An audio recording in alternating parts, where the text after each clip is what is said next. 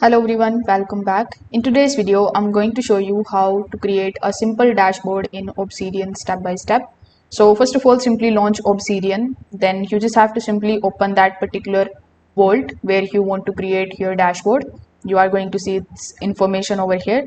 If you have created multiple vaults, make sure that you click on it and select the vault that you want to basically choose for this particular purpose. Now over here, simply hover over to the top and click on the option of this pencil icon in order to basically add a note. So after the note is added successfully, you need to give it a name. So let's say I'm going to give it a name as dashboard. Now after giving the title, you just have to hit enter, and now you can start creating the section for your information that you want to access quickly. For example, you can just simply add the projects. Afterwards, you can add the daily notes, let's say. Then you can just simply add the tasks, and after that you can also add the option of, let's say, important notes. So after doing this, what you need to do next, in order to connect your dashboard to other notes, you just have to simply type double square brackets and then simply select that particular node from the suggestions, and after that you just have to hit enter.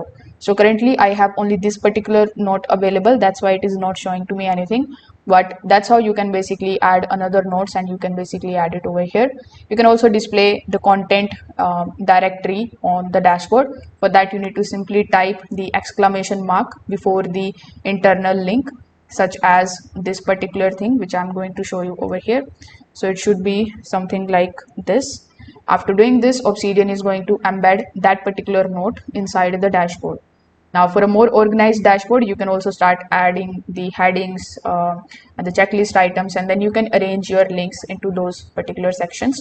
You can also use the properties in order to organize the notes by the information, such as the dates, the tags, and the status. So if this video helped you out, consider subscribing to the channel and liking the video. Thanks for watching.